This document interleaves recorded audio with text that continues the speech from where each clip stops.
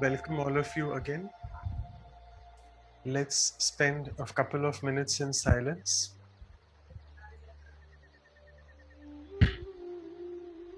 Invoke the Supreme Being for the workshop. And today, let's work on the theme of responsibility, particularly self-responsibility, that I am responsible for my thoughts, words, and actions. Come what may, no one else from outside can influence that. And particularly, we'll be looking at four aspects of self-responsibility, which has been covered in the Murli many times. We'll move away from four par, that is parchintan, thinking about others constantly, pardarshan, which is looking at what others are doing, parmat, which is listening to the dictates of others, following what others say blindly, par sang, which is, I must say, difficult or bad company. So on these four aspects, the entire workshop is based today. So let me now switch on to the self mode, responsibility, ability to respond in an appropriate manner, and convert from all these four pars to Swachintan and Swadarshan. That is thinking about self, reflecting and contemplating. Swadarshan, looking at oneself and trying to change myself only. Shrimat rather than Parmat, which is following the dictates of the divine. And Satsang instead of Parsang, which is having the company of the one truthful all the time. So with this beautiful note, let's move into our workshop today. So as you can see, we have covered so many different virtues or values since the last December. It's almost 7 months now. And I'm happy to say that in the last month, which was celebrated as Mama's month, we covered these beautiful values of detachment and economy. And we had two silence retreats also, one yesterday on economy, and before that in June was on detachment. So with this, I would now like to invite the facilitators as well for the day. So we have Sister Anu from Vancouver and Sister Kosha from Mumbai. So welcome both of you.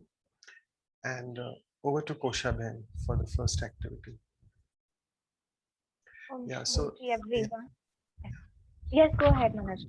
yeah, sorry. In the meantime, as Kosha Ben is uploading, so we'll be playing a drill, what we call the divine drill from Divine Teachings of Baba.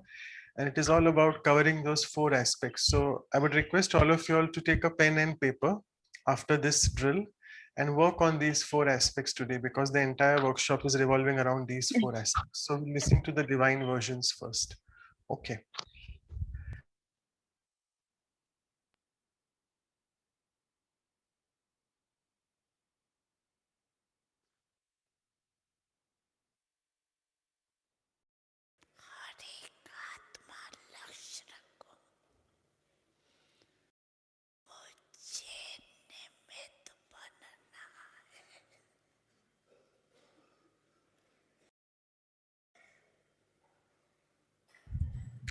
can slightly increase the volume, Kosha Ben, yeah. It's full.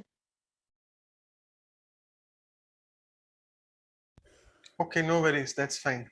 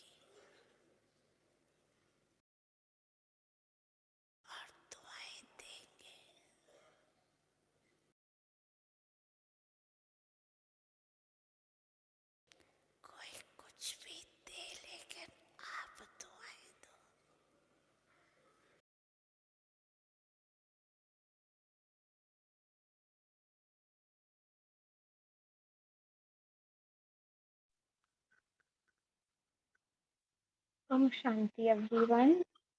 Um, Sorry if the volume was a little low. It was 100% on my system, but thankfully we have subtitles. So I hope you saw the video with attention. And like Manoj Bhai said, I hope everyone was sitting with a pen and paper because this is the start for the rest of our workshop. And these are the topics we will be discussing today, where we saw in the drill that we're going to see how we can detach ourselves from those three, four things and what we have to do to work on ourselves. Thank you. Over to you, Manoj. Yeah, Anu sister, over to you. Okay, hello. Thank you so much, Kocha sister and Manoj brother. So with total alignment with the drill that we just heard, our main exercise is based on the same, how to practice taking responsibility of the self. And as we can see, the per, that means others, about others. We have to shift from thinking about others or paying attention to others to the self.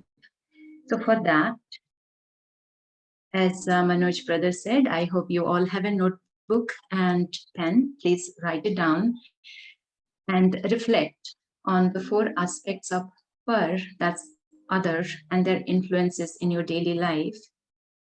And that is parchintan, thinking about others; pardarshan, looking at others; parmat, following dictates of others, or depending on advice from others; parsang, that is company of others, particularly the bad company. So we will take 2 minutes to think about our own life and see where these 4 aspects influence our time, like our attention, time, and energy is going in these 4 bars. I hope it's clear. So write down on your notebook, and first let's reflect how these 4 things are taking our time and attention.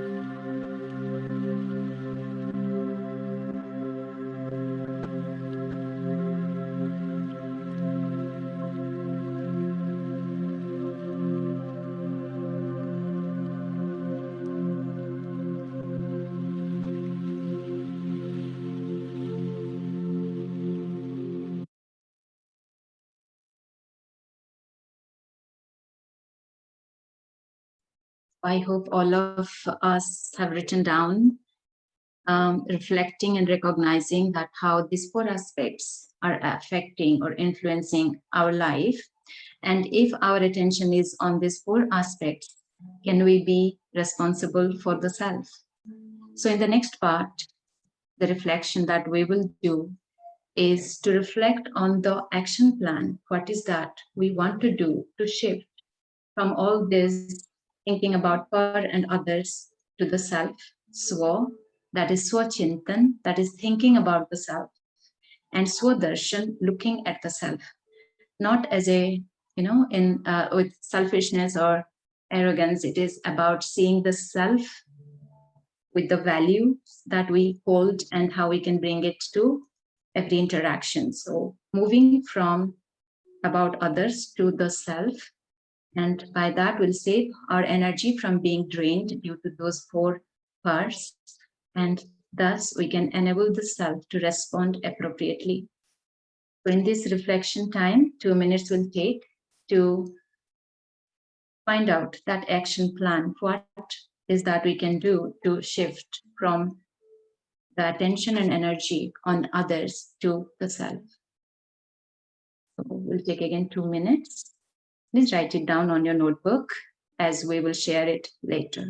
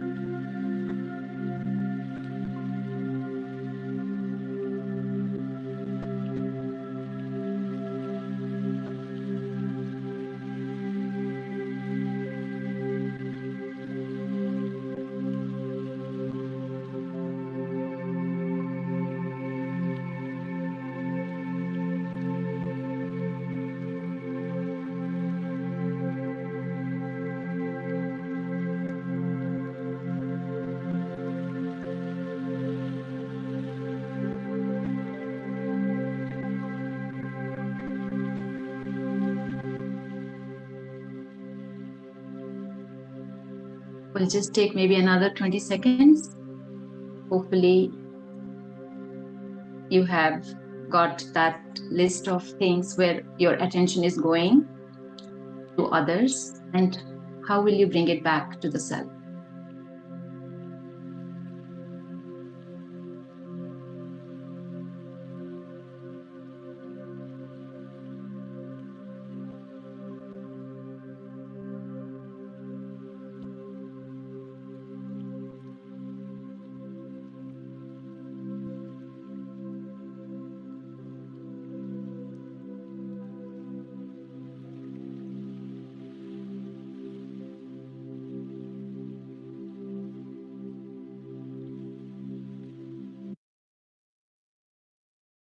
Okay, I hope you all have written, you are clear, you have recognized, discovered the action plan. And at this point, before we move to the next part, I want to bring your attention to another beautiful word that we heard in the video too, and that is parupakar, being benevolent to others. And at Brahma Kumaris that we learned that par, the other meaning is wing. So cut all the wings of this, par chintan, par darshan, par mat, and par sang, and only fly with one pair of wings, wings of benevolence. So that is about bringing benefit to others, and that only we can do when our attention is on the self, the swa. So now, you all will be going to the smaller groups to share. So briefly discuss about your realization on wastage due to this 4 Pars, but more importantly, your action plan, how you will shift to the Swachintan, thinking about the self, and Swadarshan, looking at the self. And so how you can take responsibility. You'll have about 12 minutes, so maybe each person will have less than 2 minutes. So be brief, and please choose one spokesperson from your group to share afterwards in the main room. And now I'll pass it over to Sister Kosha. She will send you all to beautiful groups, and she has been preparing the rooms. So over to you, Kosha. Thank you, Anu sister. So I hope everyone's clear about how breakout rooms works. Like Anu sister said, you'll have about 12 minutes and you will be distributed about 3 or 4 people per room into your room.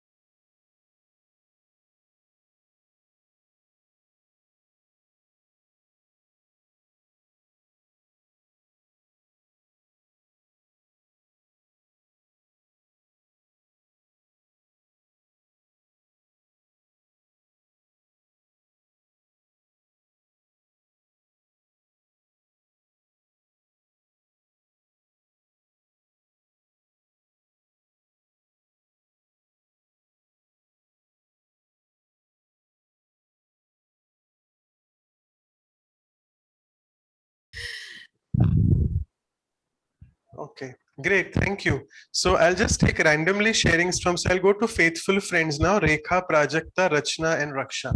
Who is wanting to share? Good Prajakta. morning to all and Om Shanti. I'm very happy to be here. So from our group, we had a very beautiful discussion.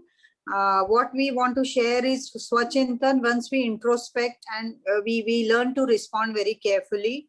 Raksha also added in Swachintan, it's very important that, we have to ensure, we have to say and respect every soul.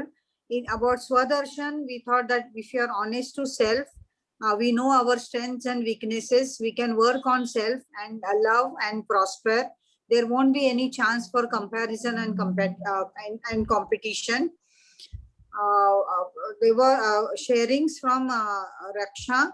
She said that if you are established and confident, and then we have Swaman or self-respect, and there won't be any need for dictation from others.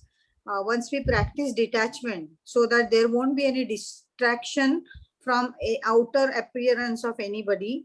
About Parchintan, Raksha said that it is less if you are attached to divine, and we have respect for every soul.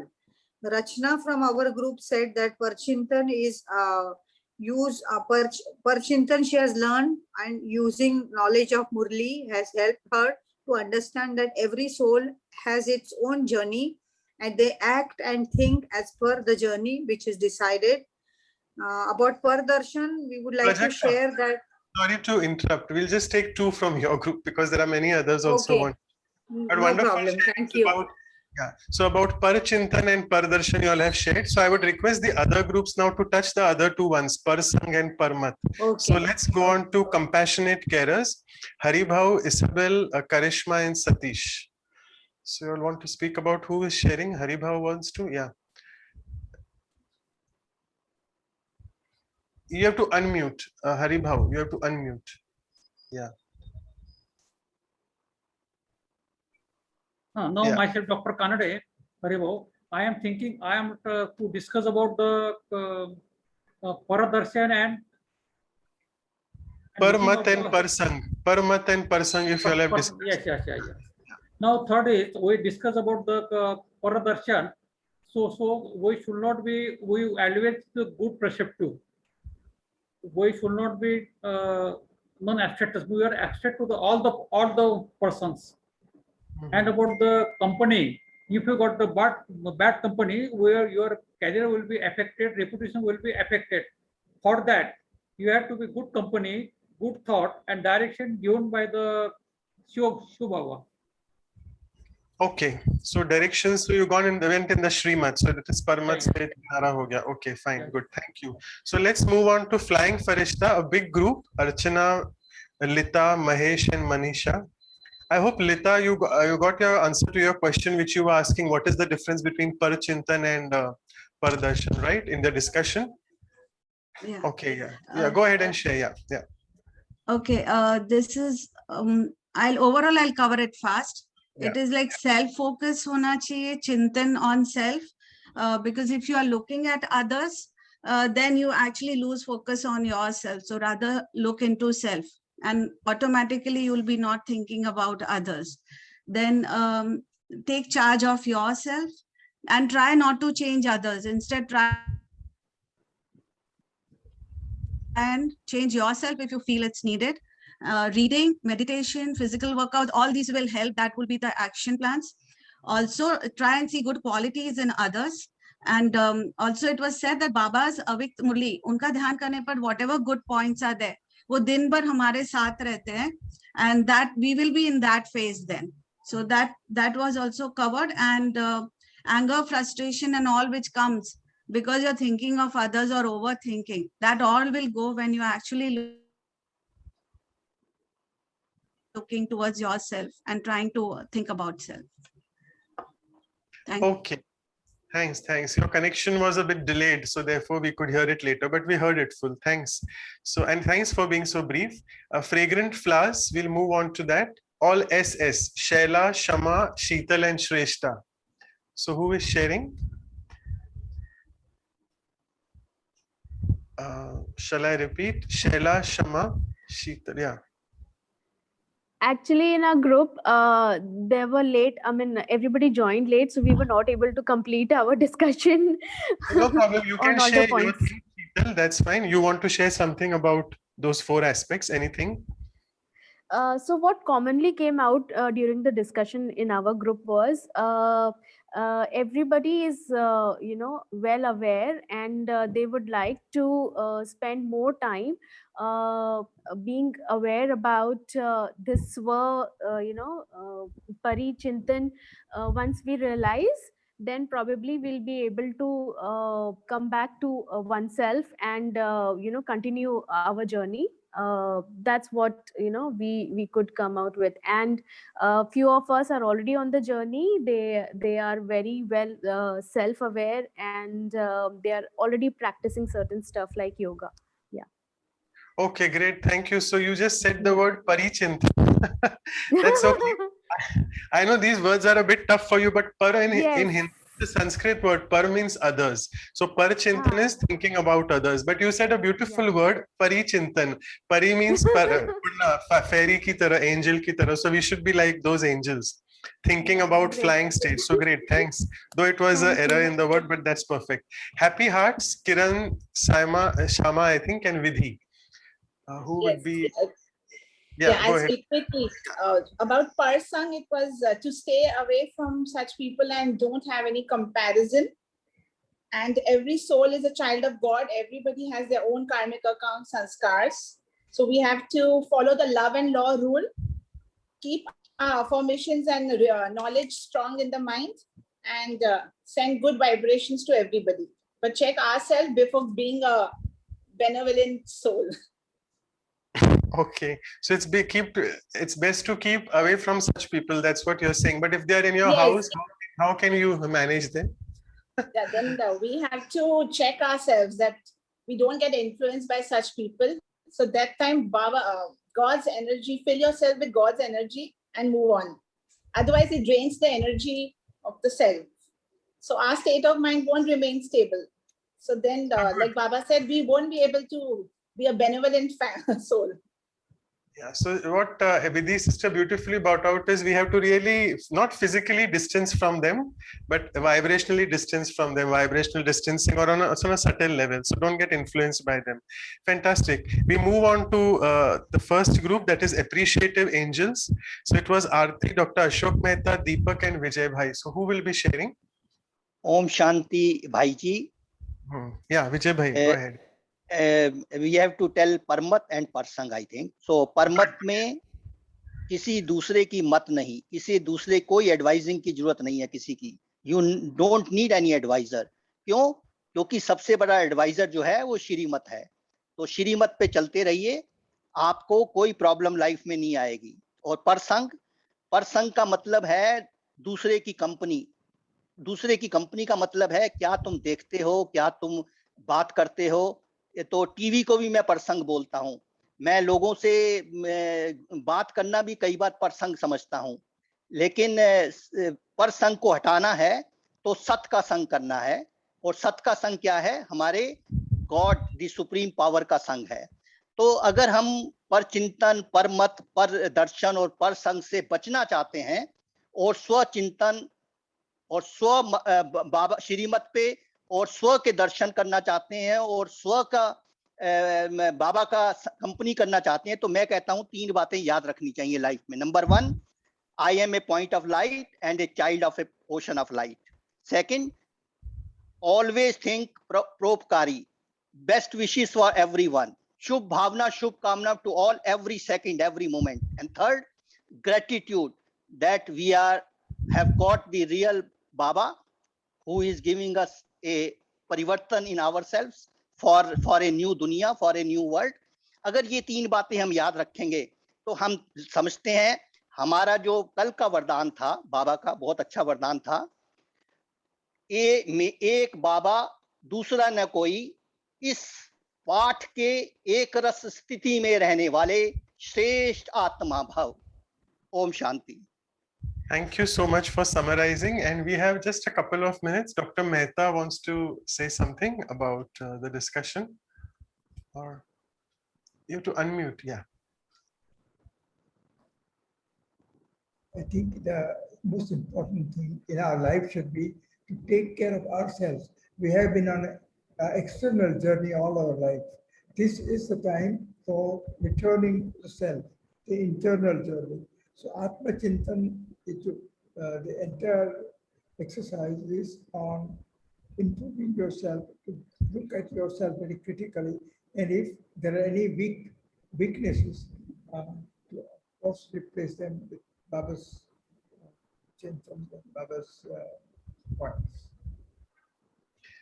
Thank you. Thank you so much. And Kiran Balaji, you want to say just a quick comment, half a minute comment? You have anything to add to? Yeah. Yeah, that's true that we have to, we as children of God are privileged to have Shrimat with us. So if we follow the Shrimat, we can always get rid of this par chintan, par mat, par darshan. And the thing which we learn in Brahma Kumaris is to focus on ourselves rather than others. That Right. will help us in our journey. Yeah, so thank you, Koshavan. I was just wanting to tell you that. So see, I'll just summarize in, I'm not going to read everything, but it's all about bringing the focus back to the self, and that is about the entire Swa, and it has many dimensions. When you say Swa, it is about soul consciousness. It is about Swamans, that is practicing those points of self-respect which we have. Going into depth of Baba's knowledge, all the Avyak Murlis really try to raise our Swaman so much that all these things appear very fickle. हमको लगता है कि परचिंतन और इसमें हम कितना time waste कर रहे हैं. And as Vijay Bhai and many others beautifully got out different points. So with this, I'll just move on to the sharing from my side. What I'll do is now in the next 10-11 minutes or so, I'll just tell you what we had discussed, or rather Asha Didi, she took the talk last weekend on responsibility. So beautiful sharings. I'll just share the screen now. So as you can see, she explained that responsibility means to honor the role entrusted upon us, right? And here she beautifully gave us examples of all the seniors from the Yajna, starting from Brahma Baba, Mama, and the elder Dadis. So she said that these roles in life which we have, they are sometimes not by our choice. They are actually, I must say, forced onto us. And then we really have to honor the role what we are doing. Same thing she mentioned about Brahma Baba, who was basically from a very simple family, though he was a jeweler.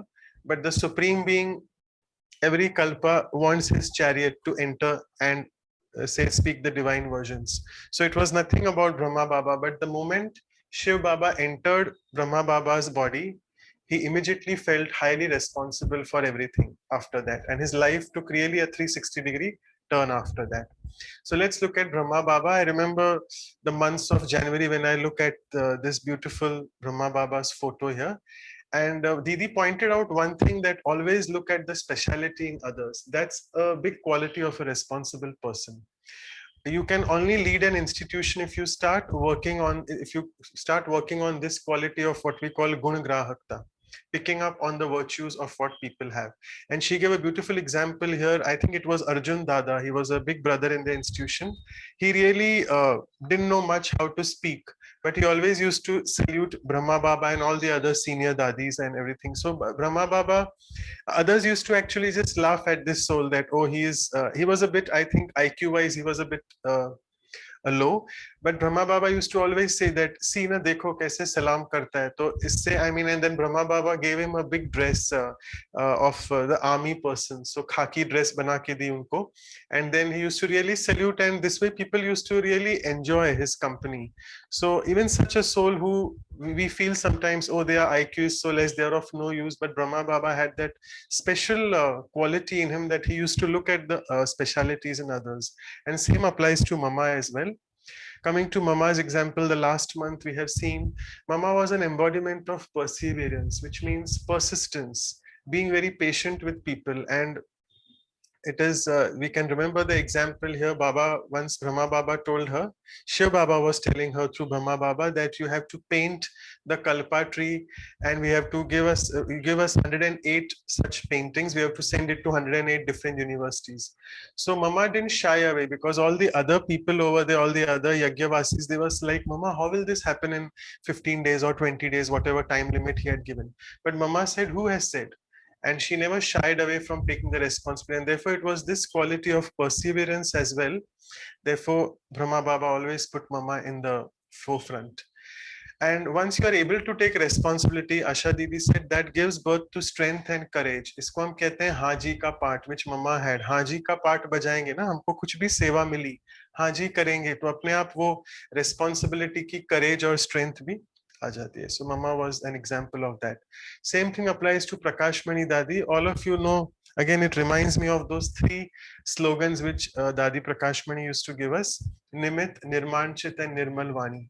So the second thing is Nirmanchit. So Dadi Prakash Mani was an embodiment of extreme humility. We have covered the workshop and the talk by Jayanti Didi also on humility.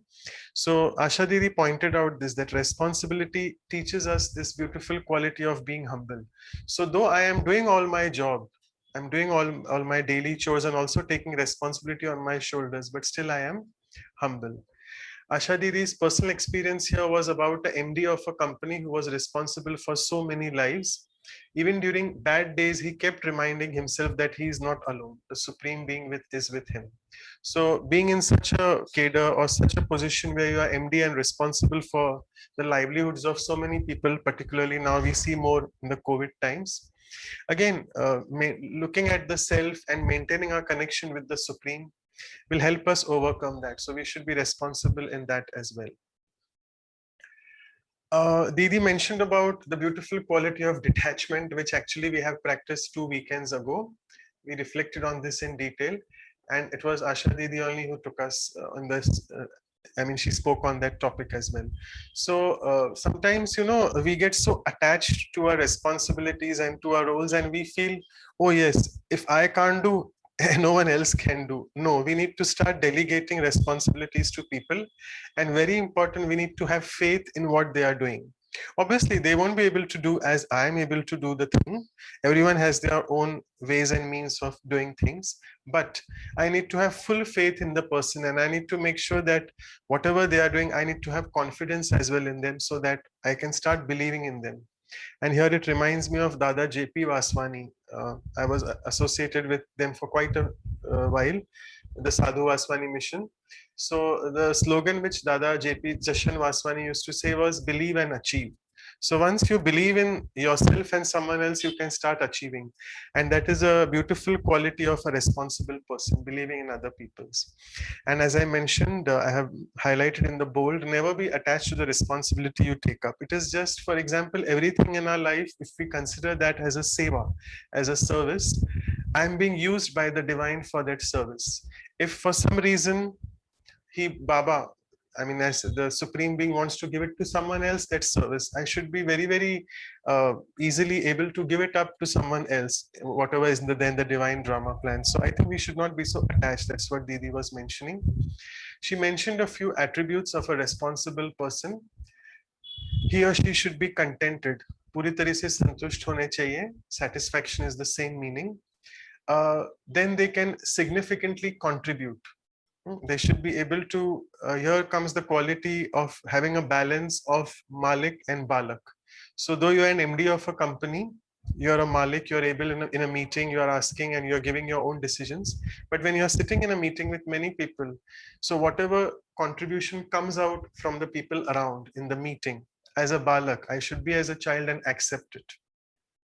Then she said a responsible person has to take care that he's able to manage all these things, time and resources. And as I mentioned about the Balak, he should be able to accommodate changes. If someone is giving him a feedback and wants him to change, he should be able to accommodate those things.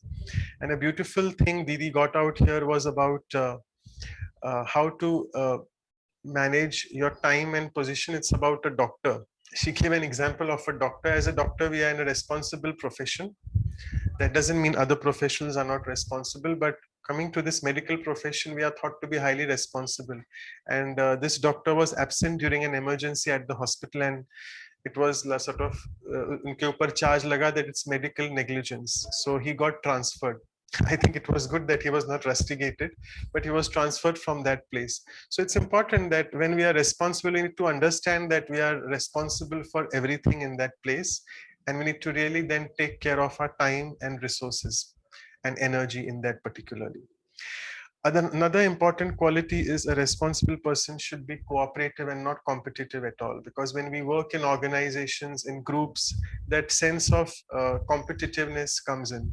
And then that is actually not a good sporting behavior. Sporting means not competitive, but being cooperative with each other, which allows to bring the best out of each person. And lastly, when Didi was finishing, she mentioned about these 3 points. As you think, so you become. So as we know, Sankalp se Siddhi, our thoughts influence what we become. Second is, it's a beautiful slogan again of Mama, as you do others, so are others likely to do following you. So jaise main karunga, mujhe dekh aur karenge. So that's again a big responsibility on me. If I'm in a very high position in some firm, I need to really look at what am I doing. So my responsibility again increases there. And lastly, she mentioned that I am the creator of my fortune or destiny. So we are masters of our destiny, again, through the thoughts what we create.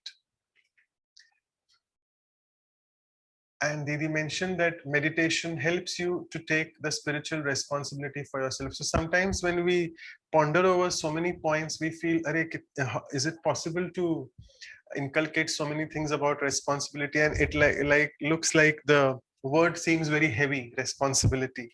But Didi said meditation eases out everything for you. I have a few minutes, so I'll just take the last bit. So these 3 questions Didi was asked, quite a few actually, but we are just covering these 3. Can I put all my responsibility to God and be totally relaxed? Not really. I cannot expect God to do my duties and my responsibilities, but yeah, obviously I can have full faith in Him and do my best, and then leave the rest to God. So do the best and leave the rest. Then someone has asked that we are going through a very tough COVID time, and why has God given us this COVID? He's responsible for all this suffering, isn't He? So no, absolutely no. He is our divine Father, and He is not responsible for any suffering. Even a Lokik father doesn't want to give pain to his child. So how can the Supreme Father, the Father of all the souls in the world, be so cruel? No. So it's just a part of drama, and it's our cumulative karmic accounts which we have had in the past with each other. And also, I remember Jayanti Behan once pointing out in one of the sessions that we are all responsible in one way for exploiting nature, environmental pollution, and all this in some way. The viruses which have come to us, we have actually impinged on them. The distance between animals and human beings has totally been lost. There is no boundary now. And that's the reason the viruses have jumped from the animals and come into the human beings. So let's try to look at the positive side rather than blaming anyone for the suffering, and even to God actually. And lastly, and I think it was an intensivist who asked this question: if a patient dies, as a doctor, am I responsible for the death? So no, again. So I know very well that I have put in all my best efforts.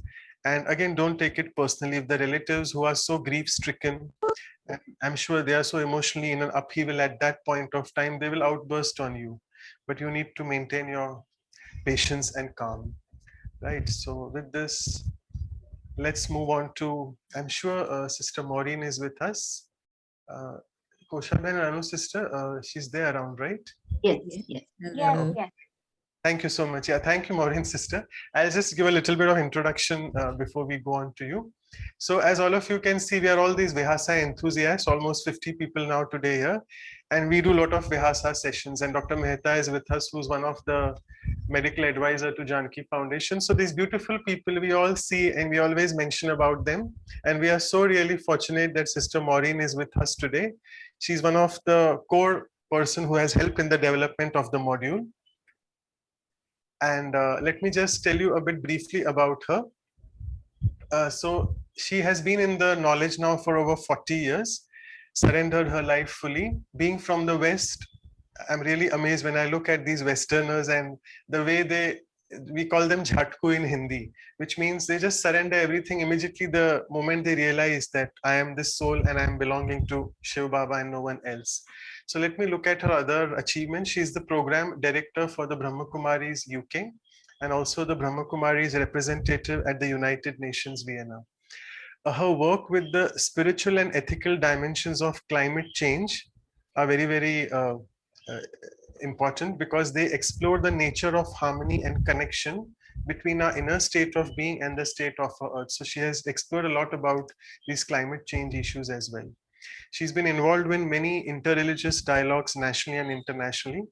And I must also say that she currently represents the Brahma Kumaris on the board of religious leaders of the Elijah Interfaith Institute.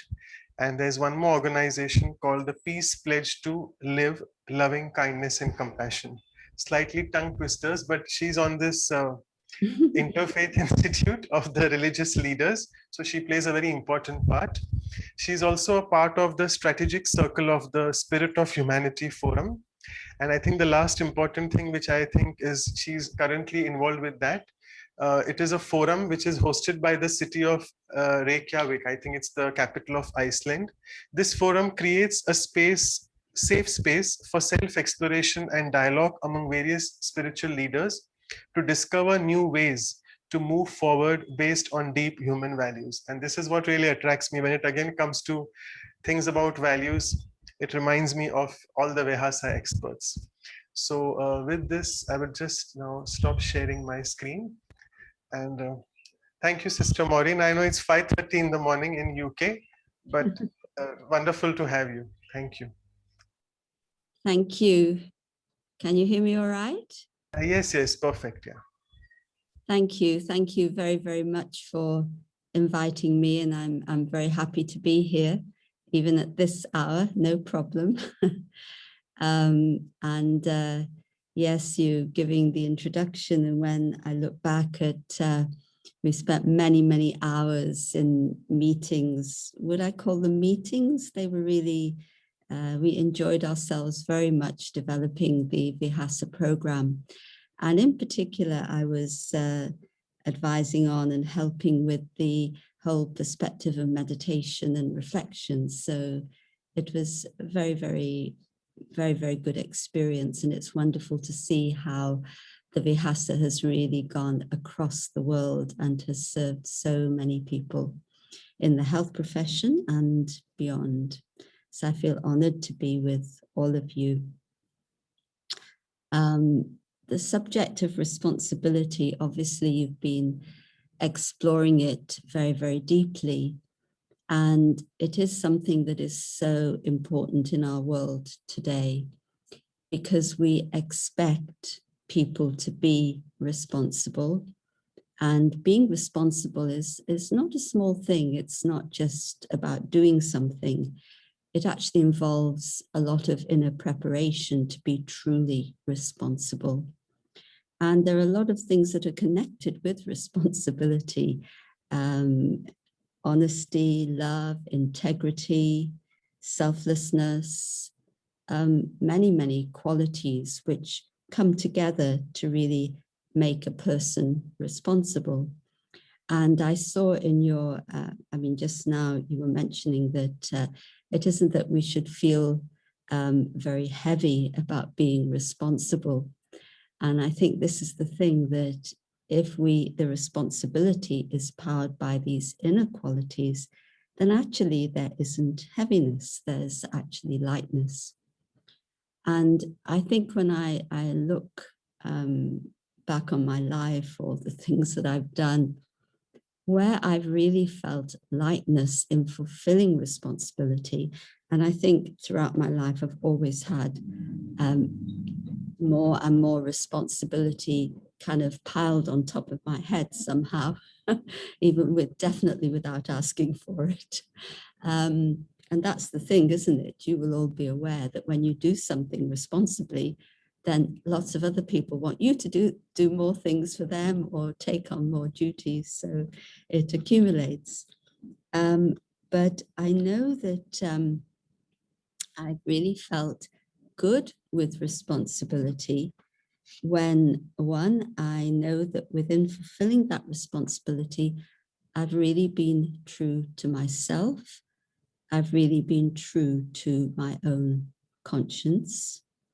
And secondly, and this has come up in what you just shared, in doing my very best, honestly, that I can, I know that God, the divine God, will take care of the rest. And I think these are the two ways in which there can be a lightness in responsibility. But if there's any kind of selfishness that's lurking in the self, any kind of self-centeredness, then responsibility starts to become heavy. Because in fulfilling my responsibility, I begin to look to see whether others are aware or are noticing that I am fulfilling this responsibility. And are they noticing, am I fulfilling that responsibility well? So when I begin to look for that, a little bit of recognition, then I move away from being connected with my true self and being true to myself, and my motivation slightly changes. Where there's selflessness, then in fulfilling a responsibility, it's, I know what I have to do. I do that to the best of my responsibility, with honesty, with care. And I know that, well, if I've done that, then the impact on others is going to be as it should be. I am not in control of that, and that is not something that I have to be concerned about. I have to be concerned about fulfilling my responsibility very well as being given to me. And whether others recognize it or not, I need to do that with that honesty, and that sense of responsibility mustn't change if I'm not getting the recognition that I feel that I should be.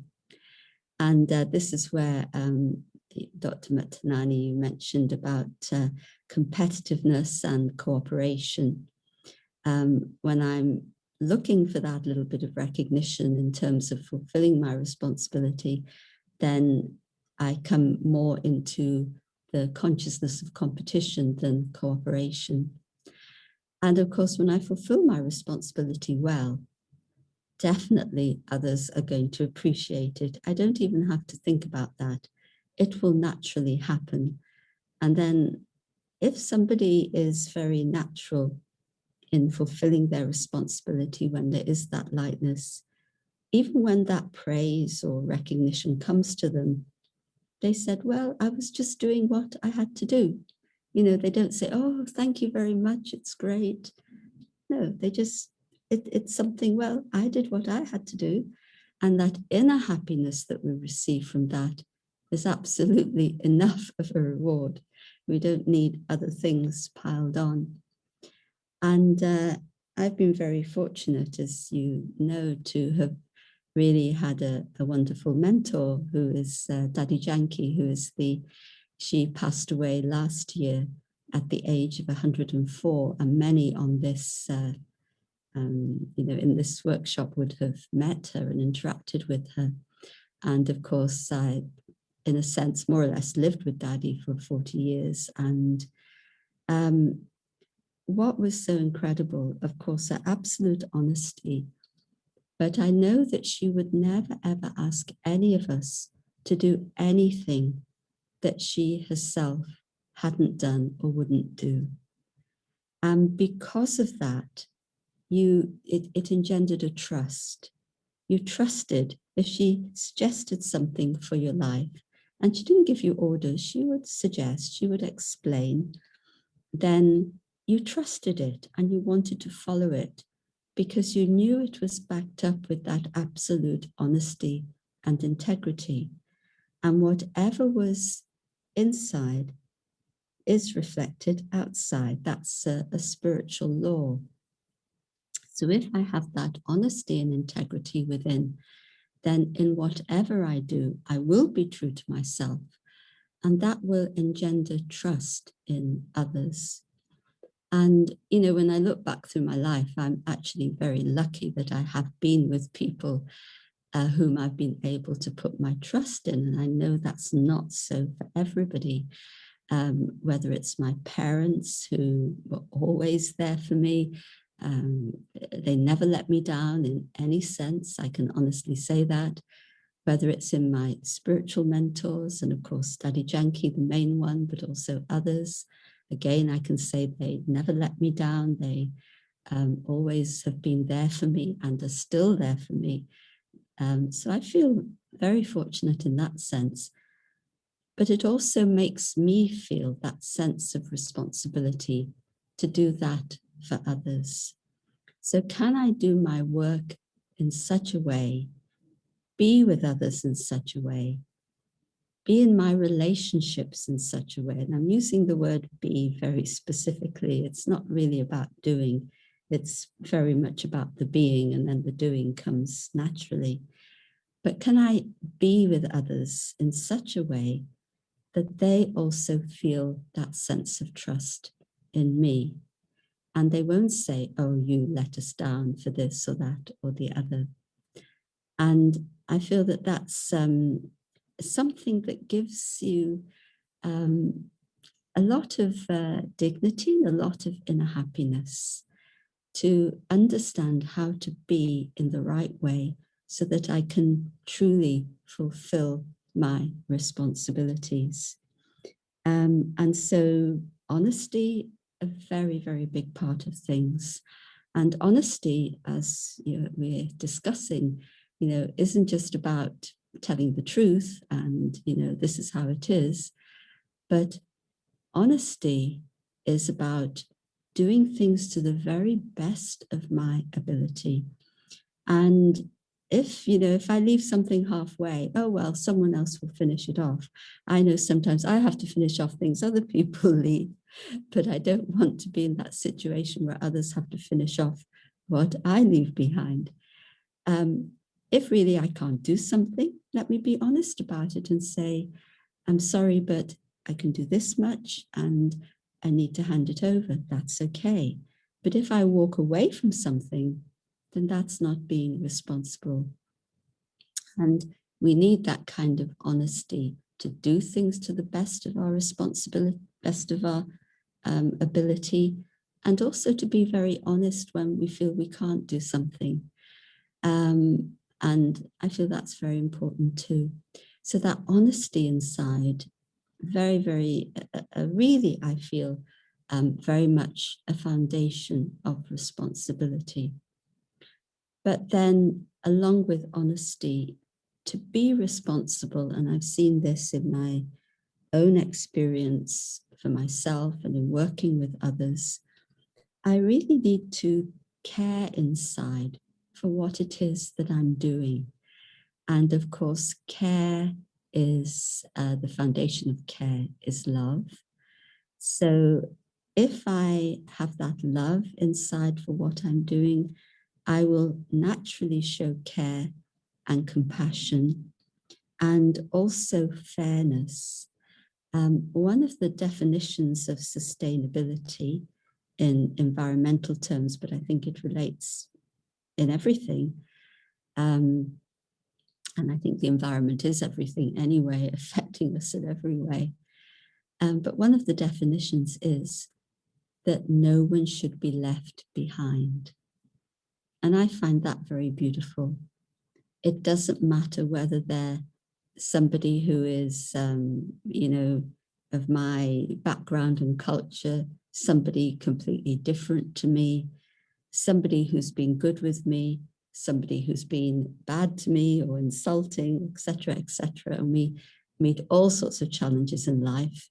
And, you know, I'm sure you know, don't think that because you become a Brahma Kumari and you meditate, suddenly life's perfect and there are no challenges. Actually, because you're really trying to be true to yourself, often there are more challenges because you don't want to compromise the truth. That's a whole nother subject, isn't it? But not leaving anybody behind, having that care and attention and that loving feeling towards everyone. And that care and attention is also helps to give others a sense of dignity. I'll tell you a lovely story. In the time of the Bhuj earthquake, I know that from Global Hospital, our brothers and sisters were going out to give help, give aid, and they were driving to the area. And, you know, they were particularly giving things like cooking stoves, raw materials, so that people could be a little bit self-sufficient to cook for their families and so on. Because imagine, these are people who one day have everything and the next day have to ask for a plate of food or be given a plate of food. I mean, it's you know, how much the dignity gets dented in that, and it's very difficult. And one of the sisters, when they came back, I was in Mount Abu in Madhban, and one of the sisters was talking about her experience, and she said, one of the people said to me, when you people come to us and you give us something, we don't feel that we lose our dignity. And I thought, that's so beautiful. And I thought about it, and I thought, it's about the consciousness with which that group were fulfilling their responsibility. So if I have the consciousness that, you know, let me be merciful and let me give charity, or, you know, in the sense of a donation to these poor people who don't have anything, it's not a very dignified consciousness. But if I think that the world is my family and I'm giving to my brothers and my sisters, it's very, very different.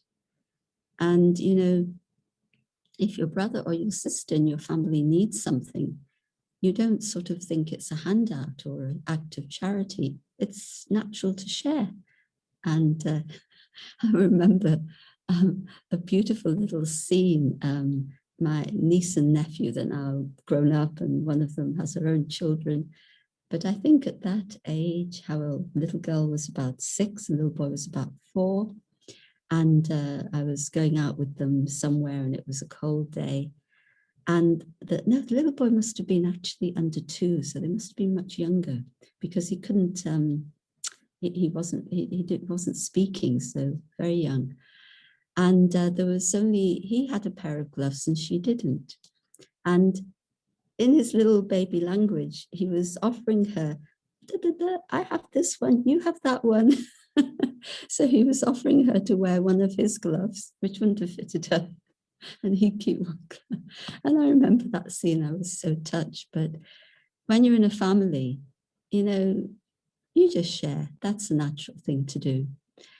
And so this thing of, you know, in fulfilling responsibility with that care, but also with that sense of giving dignity to others. And I think that is just so, so important. So this takes us back to, again and again, the inner state of being, or the consciousness with which I'm doing something. Excuse me. And so that honesty, in fact, if I remember Daddy Janki, who I do remember often, of course. I think most of you know her 3 mantras, her 3 Om Shantis. First, who am I? Secondly, who do I belong to? Thirdly, what is it that I have to do? And I'll come back to those in a minute. But yes, the love, the care, the honesty, the integrity, and the selflessness. And I think in fulfilling responsibility, there has to be a sense where I'm not doing things for the sake of my own self, but I'm doing things for the sake of others.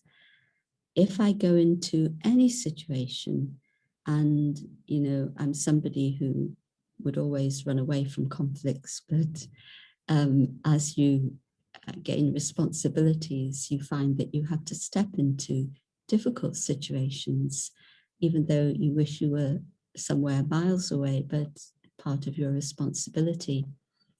And so I have to be selfless at that moment as much as I can. Of course, we all have our egos working somewhere along the way, but I need to be selfless and say, well, this isn't about me at this moment, but it's about having that thought, what can I do or how can I be to make the situation better, to uplift the situation?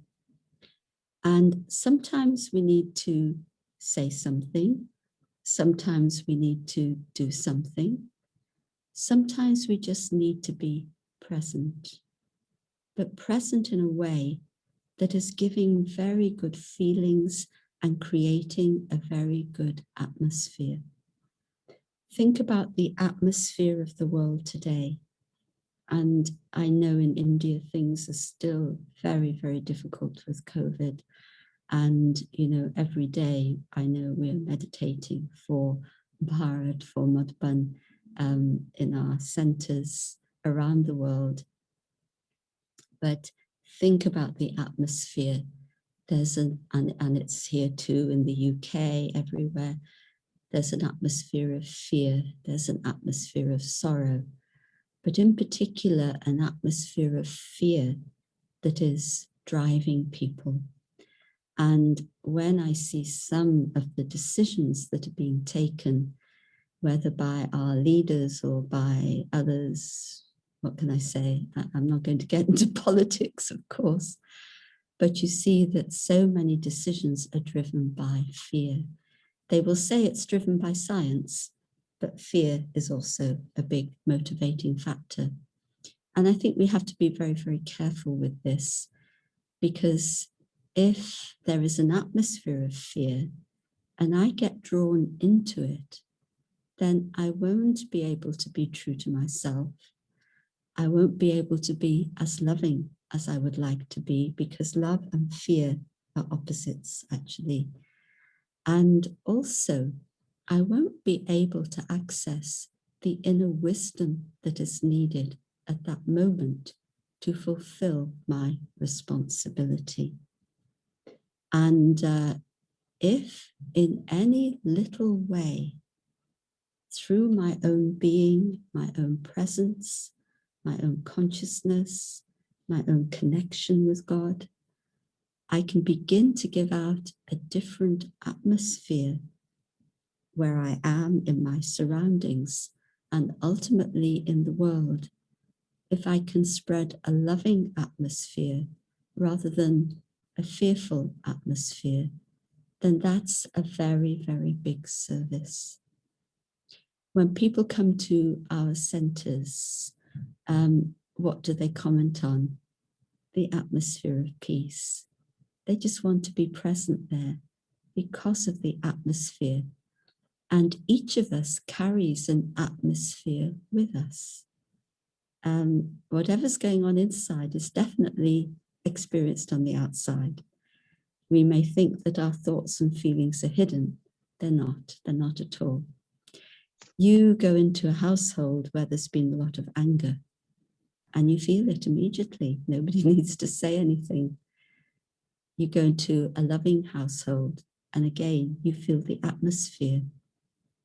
And so each of us carries an atmosphere with us according to what's happening inside. Our thoughts and our feelings create vibrations which are very, very tangible. And you'll know the experience that sometimes you're talking to somebody and they're saying very good things, but your feelings, what you're picking up, is something very different, and you feel very uncomfortable. It's because what they're saying isn't reflecting what they're doing, what they're feeling, or what their consciousness is inside. There is a disconnect, and there's actually therefore a dishonesty. And so I have to be very aware in terms of what I'm feeling from others, but what am I giving out myself? And so atmosphere, very, very important in fulfilling my responsibility, but also, and I do feel we have a responsibility to create a good atmosphere in the world, but also this whole thing of trying not to buy into that fear so that wisdom can work. And I believe that each of us has definitely our own deep inner wisdom. And that is part of our innate self. And if I'm to fulfill my responsibility, then in decision making, I need to have access to that deep inner wisdom. And again, I saw that in our daddies and Daddy Janki, who I was very close to.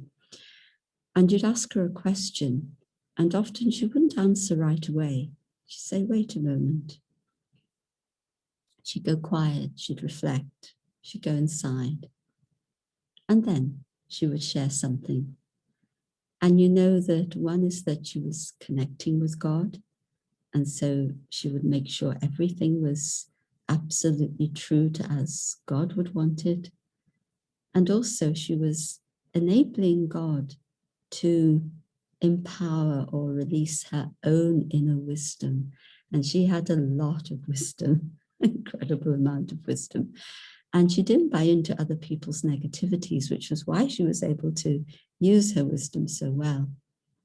But she would say something, sometimes a very short sentence. And in the last few years, she didn't speak that much. Early days, she would speak a lot. Last few years, very little. But it was so poignant and so moving for people. Simple words. But because it was coming from that divine connection, from her wisdom, from her inner being so pure by that stage, those words had a huge, huge impact on people. And so, as I say, and then if I'm using my inner wisdom to take decisions, then actually you see the difference. When I'm taking decisions just based on my own thinking, and when I'm taking decisions based on the influence of others, then I will not be able to take decisions that everyone will be comfortable with. It's going to divide people. But when I'm accessing that inner wisdom, when I say something, do something, it's much more likely that I'll be able to take others with me, because it's coming from wisdom, it's coming from honesty, it's coming from selflessness. And, you know, I was saying how Daddy would not buy into the negativity. She did it with me, and I'd come to Daddy, something going on, and she just wait. She would just want to calm me down, and then she would want to speak to me. And but I remember one particular scene. In fact, I heard the story, and she was somewhere. She was speaking to a group of people. The room was full, and there was one woman who was in the corner, obviously very unhappy, very miserable. And Daddy, her vivacious self, as we knew her. And finally, this woman burst out and said, "What right have you to be so happy when I'm so miserable?" She was very unhappy. And Daddy paused, and looked at her with a lot of love and said, well, if I also become unhappy, who would there be to bring you happiness? And that statement helped to turn that woman around and uplift her and lift her mood. And so that's wisdom speaking. And yet, if Daddy had bought into her negativity, it would be, oh, I'm so sorry, hope you're okay, what happened? But that would have just been, in a sense, reinforcing the condition that she was in. But Daddy wanted to uplift her, do something totally different. Imagine. So this whole thing of wisdom and in being responsible, and in being responsible, of course, means taking decisions, excuse me, and taking decisions that do affect the lives of others. Our decisions do affect others, and we sometimes don't know the far-reaching effects of our decisions. But in not buying into negativity, I'll be able to take a decision that will be truly beneficial. And I've had to learn that, because at first, definitely, I was the kind of person who wanted to fix everything and fix everybody's problems. Some of you may be like that. And you just get drained and exhausted, and you actually don't do any good to anybody.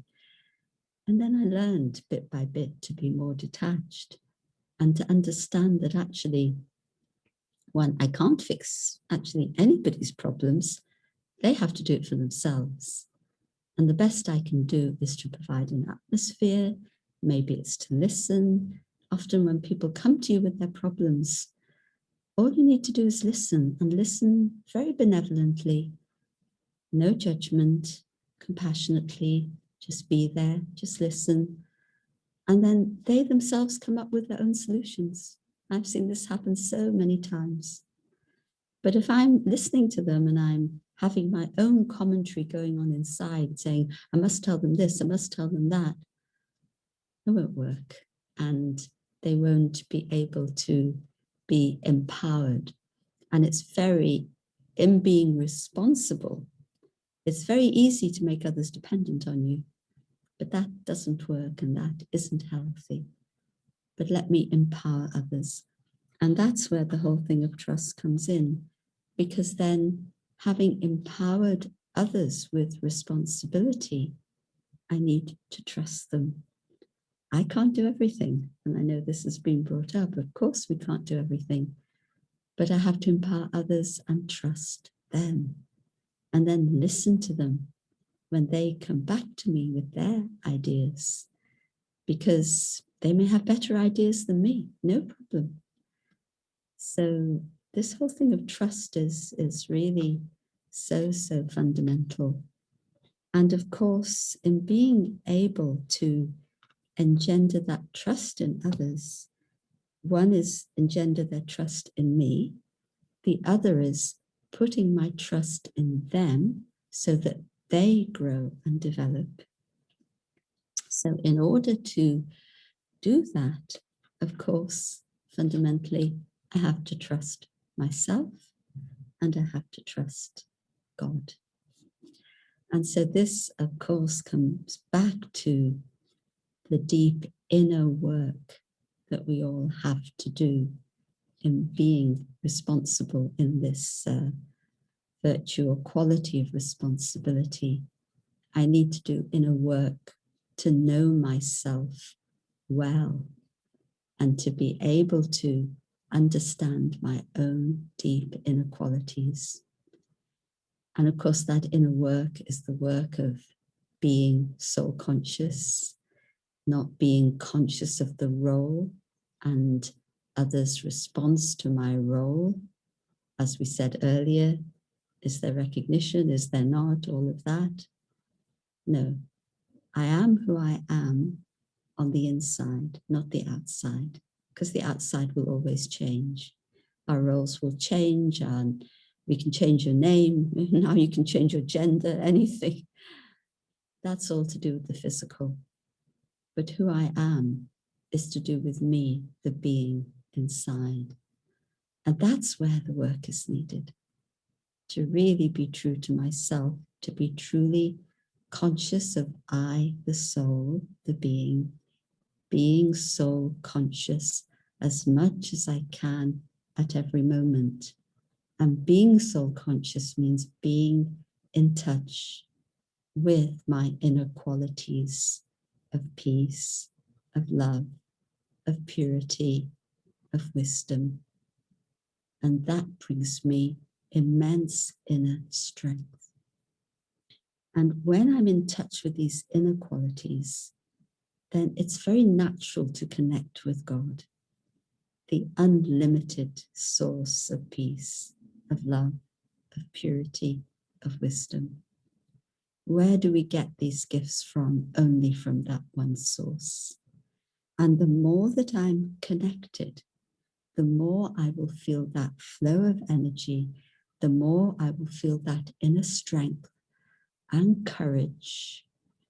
And, you know, often, as I was saying, you know, to be responsible and move into situations that perhaps you don't want to, you need courage. I've often felt I need to summon a lot of courage in the things that I do, or the power to face, or all these powers that God gives us. I've had to summon them to fulfill the responsibility. But you need huge inner strength, because you mustn't allow what you know to be right and true to be compromised by what others think or what others expect of you. And so that's where one of the biggest powers we need in being responsible is tolerance, because I can only use my inner virtues. I can only keep my connection with God when there is the power of tolerance. Because if I'm not tolerant, the minute I'm threatened, I start to compromise my values. So tolerance also very important. So many things come into responsibility. But yes, being soul conscious, being connected, and then very naturally, whatever I do will naturally be something that will be of benefit. And bit by bit, I will begin to trust myself more and more, and trust God more and more. It was just so interesting for me during COVID, our initial 3 months of lockdown. We have, well, we call it a big community of 300. For India, it's tiny.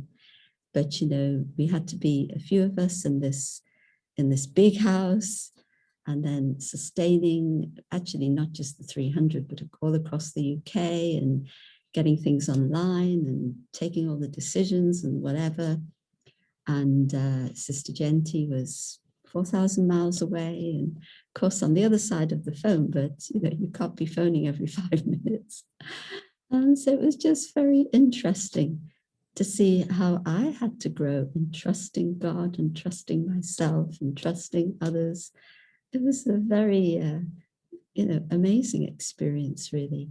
And this is what responsibility does. And then when there's trust, and there's trust in God and trust in the self, there is the lightness in responsibility, and my capacity expands. And then, yes, I'm able to be a more refined instrument to help my brothers and sisters around me. And I don't just mean my Brahma Kumari brothers and sisters, the world of my brothers and sisters, and nature and everything. So yes, a very important and powerful topic. Should I stop here in case there are any questions or comments? Yeah, so wonderful sharing, Sister Maureen. Beautiful, like, if I could just summarize a few points, it's like something you mentioned, the being and the doing aspect. We always think responsibility is more on the doing level, but as you rightly mentioned, it's about the doing aspect. And you beautifully got out how sustainability and dignity, these 2 points, like I remember Usha Didi sharing this once, that these people are so rich, suddenly they become so poor. And when you start giving them something, it's very difficult because their hands have never been it's always been giving. They have never like a beggar sort of, never have a begging bowl like. So they feel very odd. But this was one step ahead, as you mentioned, that when you all give them, this BK sisters give them, they don't feel that their dignity is intact. So which is again the consciousness inside with which all of us are working as soul conscious. And tolerance and trust and faith, it's a beautiful value which you mentioned. We need to have trust in God and full faith in ourselves, what we call in Hindi Nishchay. So thank you so much. And I would just request people to ask questions, because that's what sister always said, that let us have a few question answers as well. So you all can unmute yourself and ask. I hope you all can do it. You all can do it now. Yeah. If you all have any questions, you all can ask in Hindi if you want, and then I can translate it for Sister Maureen, if that's fine. Yeah, or I may understand, but it depends. Oh yeah, I think you do understand Hindi as well. I heard Not if about- it's too high level, but if it's simple, but you can, it may be good to translate. In the meantime, I have a question Yeah. that can you share a few, because I was discussing with Dr. Mehta, and Dr. Mehta always tells us that all the souls in UK are so fortunate that they have this sustenance of Dadi Janki, which even we didn't have it, because Dadi Janki was, I mean, the majority time she was there. So do you want to share a few experiences of Dadi Janki? I know there are many, but whatever many in which to start. I know. where to start. So you can share a few, yeah. Yeah, well, I think with Dadi, as I say, she would, she was very empowering, and I think a big gift that Dadi gave to all of us, that she believed in us, and that's a very big gift. And when you didn't know yourself and you didn't believe in yourself, Dadi believed in you. And I know she would push me to do things on the service field, and she would give me different responsibilities. And but at the same time, she was always very clear when she saw I wasn't moving in the right direction. She would be very clear to tell me, and I think that was a great fortune. It wasn't always very comfortable, but she always made sure she told me, and that's helped me till today. And I'm just thinking of one exchange, and I know you'll all be aware very much about the philosophy of karma. And and this relates actually to the things I've been talking about somewhat. I asked Dadi once that, when you serve and you see that others are happy through you serving, sharing with them, and then you become happy seeing them, and is that right? And the answer was interesting. She said, yes, that's fine, that's good. But that's earning your commission. So when are you going to earn your capital? And you can't live off commission. And that really made me think. And, the capital is when I'm building up that soul conscious stage inside. I'm deepening my connection with God. And I'm really developing that self-trust, as we said. And I'm becoming strong inside. And then I'm serving. And then, yes, there's happiness, but I have the capital as well as the commission. And I just found that so, so helpful. And, she would also, and I remember once, again, talking to her about a family member that I was feeling very concerned about in my, immediate family, not the BK family, my family. And so I was speaking to her. I said, Dadi, I know it's not right, but I feel very worried about this person. And Dadi would always tell me signals, and she just signaled me. She said to me, be aware of your subtle thoughts. That was all. So I went away. And I realized that she was explaining to me in that sentence, really, that it's our thoughts. When our thoughts go out towards somebody or something, we can then get connected in a way that can bring us into a kind of, well, bondage, to use, must be a better word to use, but we can then feel very obliged, let's say, or in a sense of bondage to that person, because we're not keeping our own sense of integrity and our own sense of self and allowing them to keep their own integrity and their own sense of self. Because now my subtle thoughts are connected to them and to their worry, to their situation and to their pain. And so I can't become someone to help relieve them of their pain, but I come into the bondage of their situation. And I thought that was very, very interesting. So that there were these kind of things that Daddy said to me in my life, you know, but also Daddy was, you know, on the one hand, we know her as, you know, very strong and powerful in her classes, but she also could have tremendous fun. And she could laugh, and we would want to entertain her.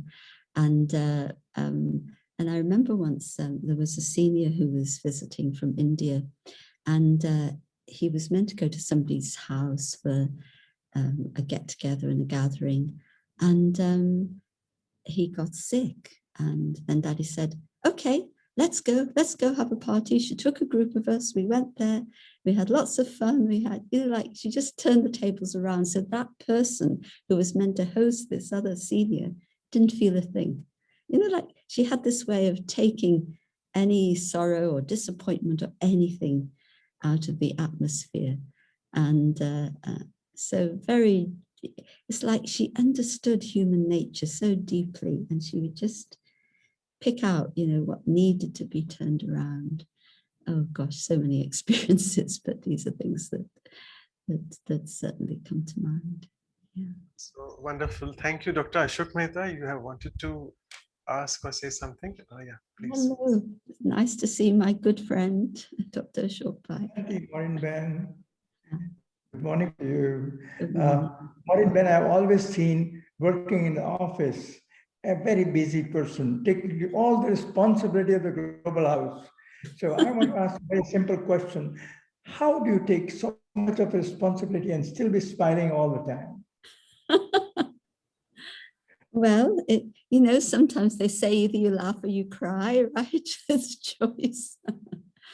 But I have felt, you know, I've really felt that God has, I just feel it's God's magic, I have to say, because I don't feel it's something that I can do on my own. And I honestly can say that as I've taken on more responsibility, I have felt lighter and lighter. And in a way, I don't know how, actually, because I just feel that it's something that God has done for me. But I think also in terms of lightness, over the years, two things: your experience grows and your confidence grows. And so your experience grows because then when you move into a situation, you know you've had experience of many things. So you know, in a sense, what's needed. And your confidence grows because you've seen what works. I'm talking now on the external level. There's the being level, that when I know I'm in a good stage and a good connection, everything seems easy. But there's also that aspect on a very practical level of your confidence and experience growing. And so now today, you know, go back 20 years, and if there was a situation, I'd be, oh my goodness, what do I do? But maybe the same situation today would be, okay, all right, I know what to do, it's fine. And you can do whatever's needed. So I think it's all those things put together. I've always loved to do things with humor and laughter, because I think that that's survival, you know. And I have to say that in my life growing up, I was grown up in a household that was full of humor. And so I feel very lucky in that. But it's something that I feel people need to feel that happiness in the atmosphere. And so that often solves many, many things on its own. So thank you for the question. Sister, I have a question. Yeah. While I'm practicing responsibility myself, how do I show or instill responsibility in my child? Yeah, no, I haven't had children physically, but of course there've been many in that sense. I think one thing is I've seen, and I've seen with parents too, obviously, that to inspire responsibility, you can't force anything, but you need to trust them. And I think this is a big thing. And when I look back how my parents dealt with us, we were 3 children, they really trusted us. And because they trusted us, there was always a bottom line you wouldn't cross, because you knew they had put that trust in you and you felt that responsibility to them. So I think that's an important thing. And of course, I think children, often when things are not right, or children not behaving in the way we want them to, they need understanding, you know. So I don't mean to preach to you, but, you know, understanding, well, okay, something happened today. What was it? Are you okay? What's going on? And just that kind of loving understanding and helping a child to open up, because if a child is not behaving in a way that, you know, you feel they need to be, there must be something going on inside them that's causing them to behave like that.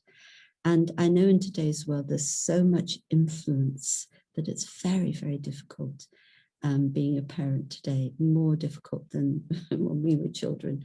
And so, and I suppose every parent says that, but in every generation, but so there's so many influences, but I think that love and understanding, that atmosphere at home, that trust is what can turn things around. So that's my offering to your question. Thank you. Thank you. Thank you, Maureen. Sister, there's one question. I don't know whether the sister wants to, I'll ask on behalf of her. She sent it to me directly. So she's asking, when we do too much of our work, we feel it's our responsibility, and then we get this ego of doing that things. So how is ego and responsibility related to each other? Because then we start becoming stressed with our responsibility, that what should I do is too much, what should I do is less. So how do we deal with this ego and responsibility? It's a very, very good question, because it is so easy for ego to come in. As we're saying, we notice how others respond to us, and that can make ego arise in us. So there's 2 things. One is through the recognition we get, or whatever, I can then start to say, oh, well, I've done very well, forgetting that God has made me an instrument. So that's one way in which ego comes. But also, you're right, the ego comes in a way, and I know definitely I've experienced, well, both things, but experienced this, where you're doing a lot, and then you begin to think that you're the only one who can do it, and you can't stop doing. And there was, and that is also ego, and not taking care of the self. And that's something I should have brought in as well, that to be responsible, we need to take care of ourselves on the inside. And I know it's quite a while ago now, nearly, well, 15 years ago, maybe longer, when I got into that state where I couldn't stop doing. I was getting very depleted inside, and I got quite close to burnout, actually, and it wasn't very pleasant at all. I was very exhausted spiritually, mentally, physically. And but it was interesting. People could see this going on, but until you can be honest with yourself, others can't help you. And that was an interesting lesson, because finally I just couldn't take it anymore.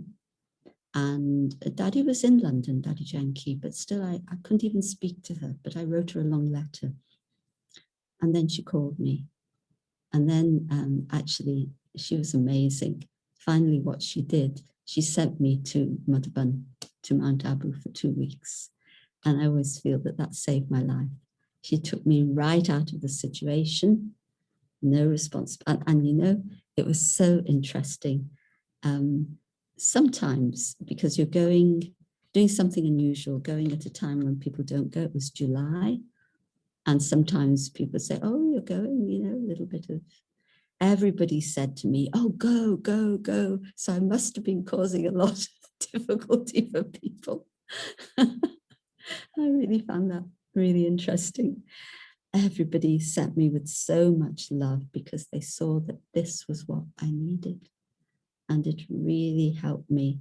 And so sometimes when I find myself getting into, and I know if I start to get into that wave again, it's when I can't stop doing. That's my signal. No, no, others are going to do, leave it, step back. So you need to find this balance. But this is where ego comes, when I feel I'm the only one who can do it and I have to keep doing. And so then you need to do something to put a break. Otherwise, it is a slippery slope to burnout. And nobody wants to go that far. Fantastic, beautiful way of explaining it. So we are short of time. So in the interest of time, I won't be taking more questions. Sorry. Let me just quickly do the announcements, and then we can request Sister Maureen to make us feel very light as she is, despite taking so much of responsibility. So continuing with our episodes, Values for Life series, again, we are very fortunate. Sister Jayanti will be there with the third time with us. It's next weekend, 10th of July, Saturday, and the value is cheerfulness. We call it Harshit Mukta in Hindi. Jayanti Didi is an embodiment of cheerfulness as well. And also we are again fortunate. I always tell the speakers that you all have to give two shots in one go. Like you all can't escape with just one talk. So we are very happy that Sister Maureen is again there with us 2 weeks from now.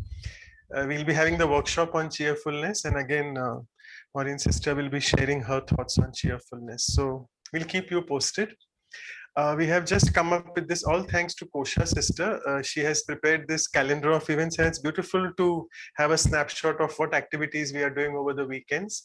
So as you can see, we are having this self-care Sundays where we do the Vihasa modules. We keep doing it recurrently. So this is since the last 1.5 years, we are doing it since last, I think March we started, 1 year and 3-4 months.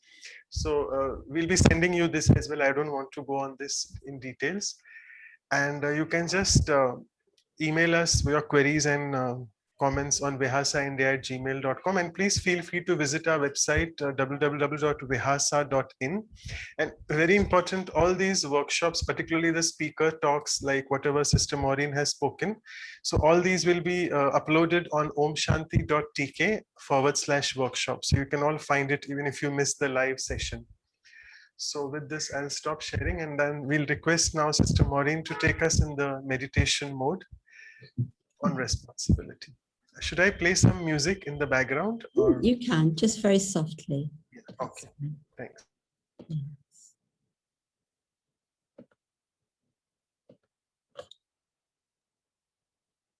So let me take a few moments, a little softer, the music. So let me take a few moments to go inside, to understand how I have to be in order to do with responsibility.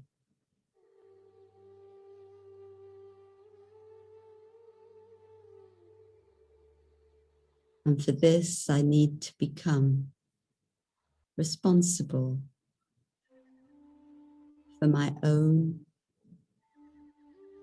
inner thoughts and feelings.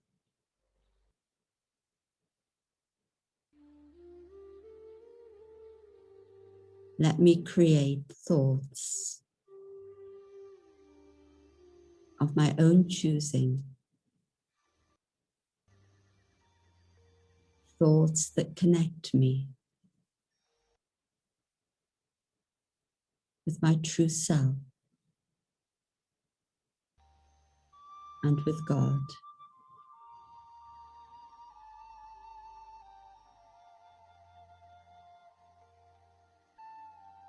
First, I have the thought, of who I truly am.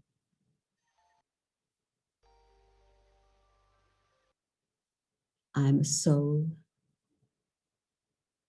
a being of light.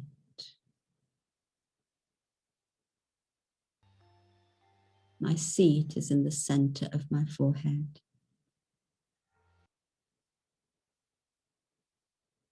And I bring all my awareness to that point.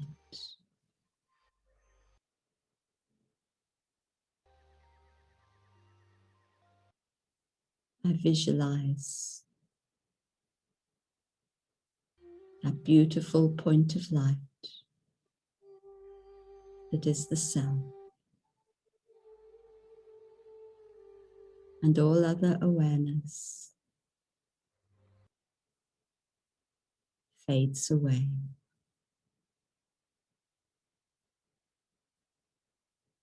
And I experience my original state of peace.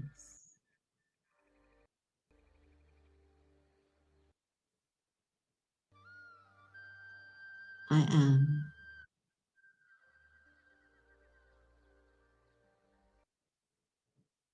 a being of peace.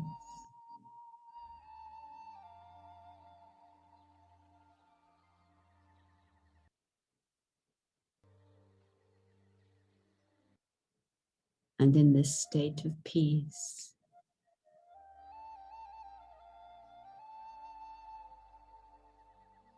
with a single thought, I connect the source of peace, the ocean of peace.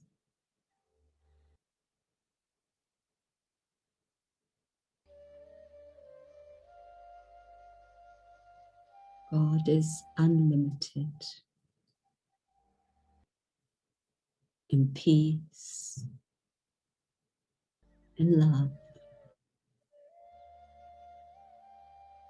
in wisdom,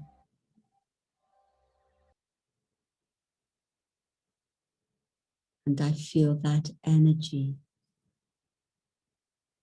of God's peace and love filling my whole being.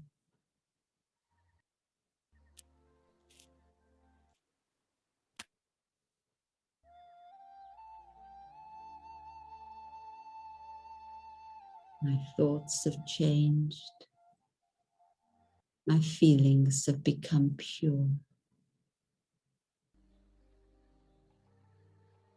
And those pure feelings of love and peace reach out to create an atmosphere around me and reach out into the world.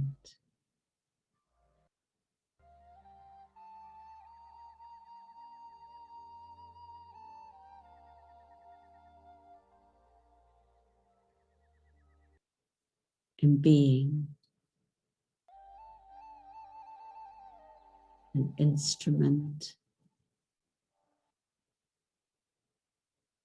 for these qualities. I know the doing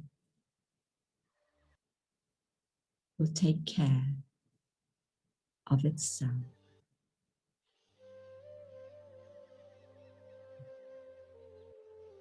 I will know what I have to do.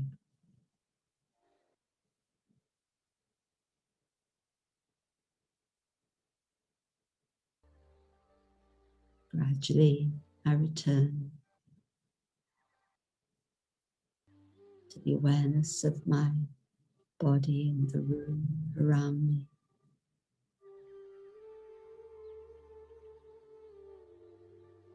But at the same time, I maintain the awareness of who I am, who I belong to, and what it is I have to do.